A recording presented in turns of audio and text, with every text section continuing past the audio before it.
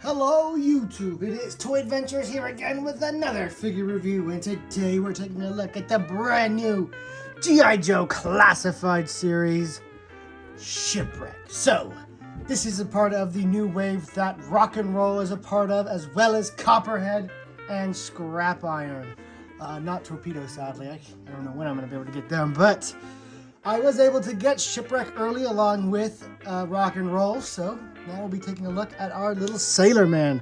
I was really excited for this guy when he got announced, mainly because he's a classic G.I. Joe, and he looks just like he did back in the 80s. It's a really great representation of the character. They really did a great job, and so, you know, he's a core Joe. I gotta have him as a part of the team, and he's just great looking with cool accessories, so I'm gonna have a lot of fun taking a look at him today. Taking a look first at the box, as you guys know, most of these, or actually all of these new Joes have this new closed box, and starting with the Rock and Roll wave, this wave, this is the new type of box out now. Before they used to have, if you remember with the Falcon and the Outback and the CoverGirl, they had a blue box with the artwork on the front, whereas this is a majority black box. I think the color of the box depends on actually the figure. Like each figure has a completely different color palette in the box. It could be wrong. I think maybe it's just overall black. With this one, it has a really nice render of Shipwreck there, standing on what looks to be a submarine with torpedoes launching. You got the little bike, which is a Easter egg to the cartoon there in the back. You have a really nice artwork image right here of Shipwreck with Polly. Yeah, this little sliver right here is just a accessories breakdown. This is G.I. Joe Shipwreck Classified series. Take a look here at the side. You get a really nice little kind of tactical map, digital look to it with the 70 and the artwork of Shipwreck continued. Here on the back, you have again another accessories breakdown. You get two options for the head, where if you want, well, it's one head, but you can take the hat off, which comes with the hair, and then you can put a separate hair piece on, like right here, if you just want him without his little cap. He comes with two different pistols, one his percussion pistol and his regular surface sidearm. He's got Polly, obviously, his little hook, grappling hook, I guess you'd call that, and the rope, which sadly doesn't really unfurl, so you can't really use the grappling hook as a weapon, but it does hook onto it, and well, at least it looks nice, right? So that's pretty much it for the back. No real bio here. Taking a look here at the side, it has the number with the artwork. A really nice upgrade from the previous boxes, where like one side would have the number and one side would have the artwork. So if you're putting all your boxes in like a bookshelf kind of display, you'd have to pick between, do you want the artwork showing or do you want the numbers showing? Do you want it to be in like numerical order, or do you want it to be with the artwork? I always pick the artwork because it always looks much better, but now you don't have to choose, so that's really great. But that's pretty much it for the box. It says G.I. Joe Classified series here at the top. I said it in the Rock and Roll review, and I'll say it here. If they're going to continue to do these closed boxes, well, I don't like them because you can't see what you're getting, and make sure you're not getting a repack. You have to kind of open the figure to do that. But that being aside, I hope if they do stick with the closed boxes, they stick with this design. This is much cleaner and much more professional looking than the Falcon Wave. I think this, you know, really tells that this is an adult collector series, but still looking cool enough to maybe attract a curious kid or two to get him hooked into the G.I. Joes. So that's it for the box. Let's go ahead and crack this guy open and see how he is. And here is everything you get inside the box. As stated before, you get his rope, the grappling hook attachment, the separate head of hair for the unhatted version. You get Polly and his two weapons right there. Now, before we take a look at the actual figure itself, let's take a look at his weapons and accessories. So, starting us off with his percussion pistol. This is going to be the main one. People pose with it. I think this looks really nice and is incredibly well sculpted. I'm not really sure what the type of pistol this was. Before I watched a breakdown of Shipwreck, I thought this was just like a double barrel pistol, but I guess it is actually a percussion. kind of see right there where the flint lock actually is. That's where you put the black powder. I'm probably just going to pretend it's like a double barrel shotgun pistol. Just because that's, in my opinion, way cooler. But I guess the flintlock is more sailor-y, right? Then you get an actual sidearm here, an actual pistol. Not sure what type it is. It does have really nice engravings on it. You can kind of see right there when I get the light to bounce off of it. Not sure what the engraving is supposed to be because it's all just black. There's no painting on it. I think it's just supposed to be like a nice ornate design. When I end up customizing this thing, I'm going to hit this pistol with a dry brushing to really bring all of that detail out. So you'll be able to see each and every little curve in that sculpt. Because in its base form, it's just all black and all that really nice sculpting is lost. So here is his little, I guess you'd call this his gear set. This is what he wears over himself. It is just his little coiled up rope. And you get the grappling hook. It doesn't really do anything other than just snap on or hook onto his equipment. Like, I don't know, you could put it in his hand and maybe use it as like a melee weapon, but in the comics he uses it attached to the rope as kind of a grappling hook type weapon. Of course you get Polly. Polly is looking very nicely sculpted. The classified team never skips out on the little animal friends. And they definitely did it with Polly here. Now, while there's no articulation like there was with Freedom, obviously, because Polly's such a small little creature, they did not skip out on the paint. Very nicely painted. They even got a little peg leg, and that's what you use to peg her into the, or her or him, I'm not sure. I'm going to go with her for now. Peg her into his rope or his forearm. But very cool. Always love when they come with these little animal friends. And just a nice set of hair. Now, taking a look at Shipwreck himself, there are a few things of note with my particular example. One thing I need to get right off of the bat. One thing you will notice is mine's neck is a little freakishly long.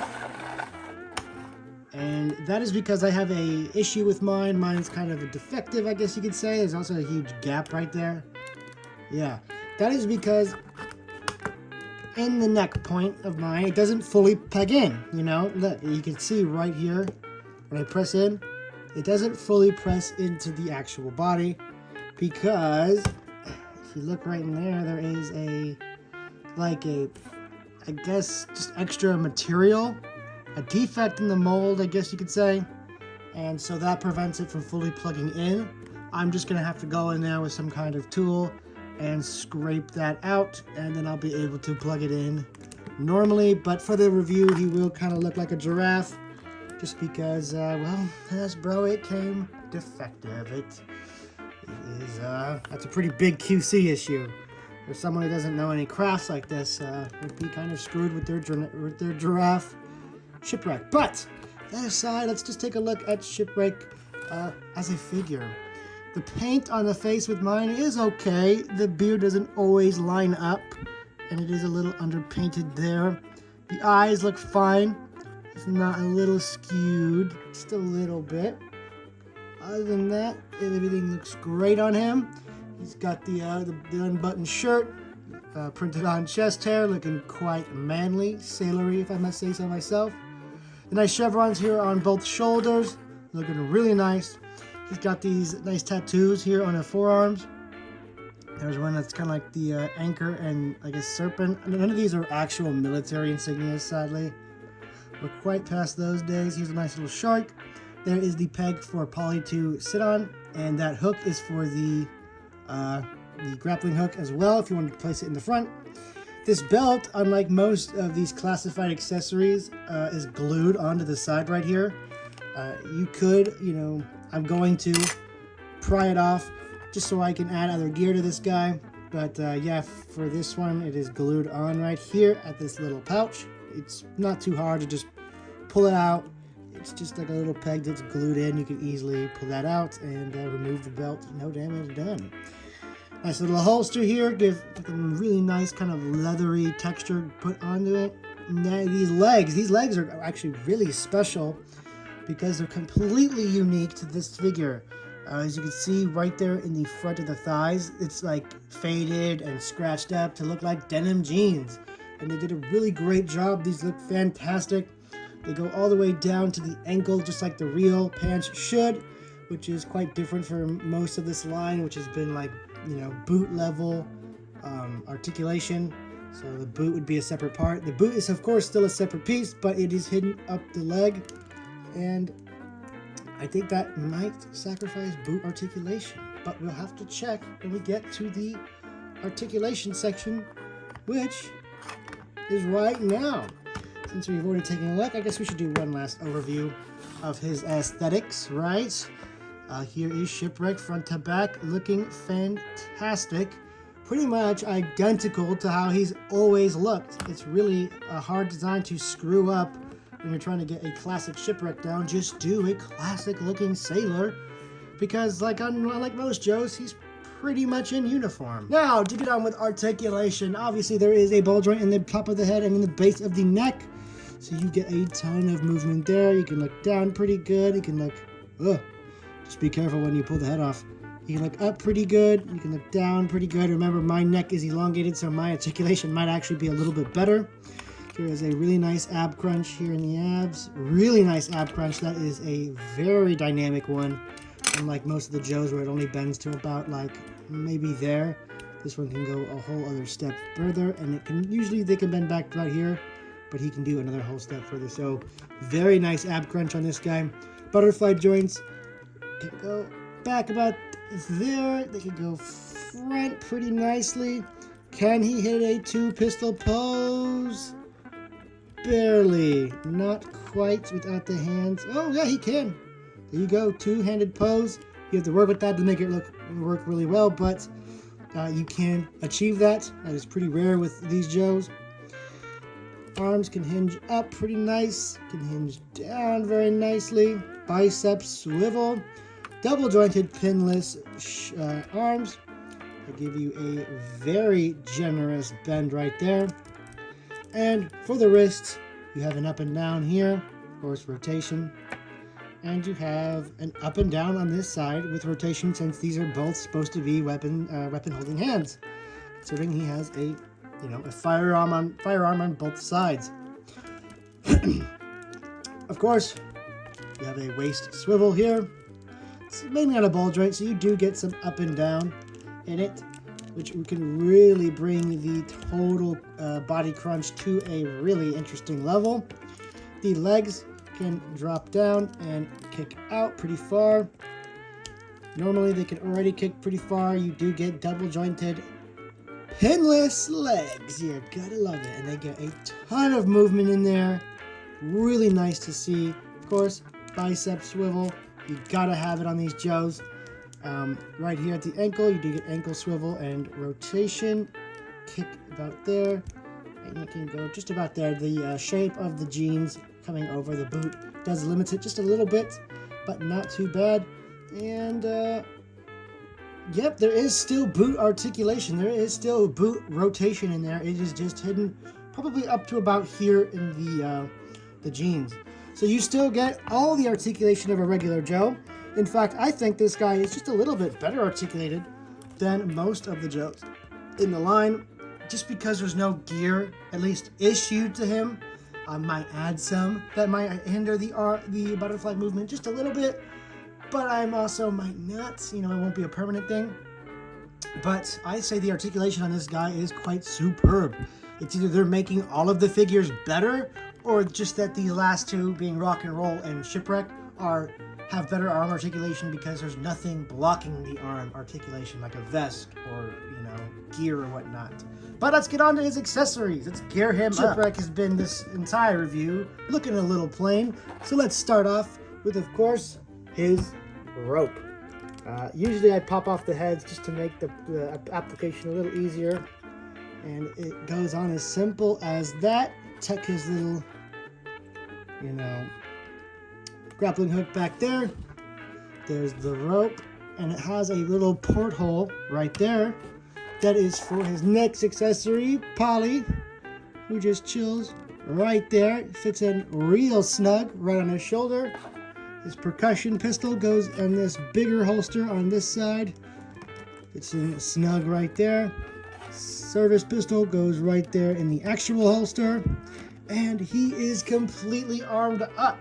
Now, for the switching out of the hat or no hat option, I'm going to flip it this way so you can see better. You just pull the hairpiece off. Oh, bald! And then you take the actual hairpiece and you just kind of press it on. He does kind of have the crazy looking hairline, but it is how it is supposed to be. And that is Shipwreck with no hat. It's looking pretty great. That's what I love about these new modern Joes. They are thinking of the other stuff. You know, most of these G.I. Joes, they come with removable helmets, but those who came with beanies or hats or caps were kind of left with one head sculpt and one look, whereas classifieds like, oh, Lady J, you want him with a hat or you want him without a hat? Oh, Wild Bill, do you want him with the hat or you want him without the hat? Oh, Wakanda, we made the hat removable. Oh, Shipwreck, you want him with the hat or without the hat? It's not like they were iconic. Okay, Lady J is just as iconic with the hat as without the hat, but not Wild Bill and not Shipwreck. So giving us the option is just the icing on top. You know, we weren't promised options for the no hat or hat, but I think that the fact that we can have that option is nice. And I would rather have one good head sculpt that can swap between than have two different head sculpts that might one be a worse looking face and one be the good looking face, but you gotta choose if you want the hat or no hat. This just like if you have one head sculpt, if it's good, it looks good with both options. So I always like the hair switching options. I know some people complain. I don't know what they would want because they never really offer a counter option. Like, do you just want no removable hat? Do you just want like two separate heads, or do you just like, I don't know. I think it's a really fantastic feature and just adds to the customizability, and that's never a bad thing. Anyway, guys, that's pretty much it for this Shipwreck. I think he is a stellar 10 out of 10. I'm going to put the defect of mine aside because I just got unlucky. But in terms of a 6-inch representation of Shipwreck, and this is meant to be classic Shipwreck, it is perfect. Everything you could have wanted, minus, I don't know, an assault rifle maybe, but that's only sometimes in the comics he uses that. So, again, perfect figure for Shipwreck. You have the hat, you have the no hat. Polly can go there. Of course, Polly can also plug here on his forearm. I forgot to show you guys that one. But there you go. So you have options of where Polly can go. You have a really nice body here that you can buy multiples of and maybe switch the head out just to have Navy crew. That's also an option that used to be kind of hinted at by Hasbro back in the 80s, that maybe Shipwreck was a army builder. But as a character, he is fantastic. I think the sculpting is great. The attention to detail on this figure is fantastic. They really have a good team behind the classified series over at Hasbro. And it just makes being a fan of this line all the better because you know the products are going to be quality. So I hope you guys enjoyed this review. Again, I give this figure a 10 out of 10 because it is a perfect representation of Shipwreck with everything you could have wanted with him. Anyway, guys, that's pretty much it for this review. I thank you so much for watching. Next review will be either tomorrow or the next day. I've got some of the new Jurassic World Tac Pack dinosaurs. Not the parrot yet, but I'm looking for it. But stay tuned for that. And we will be filming next week. I'm not sure which movie. It's probably going to be G.I. Joe, but it might also, I might skip straight to Hybrids just to give G.I. Joe another week so we can prepare a little more. But I will let you guys know. Anyway, guys, this has been Toy Adventures, signing out.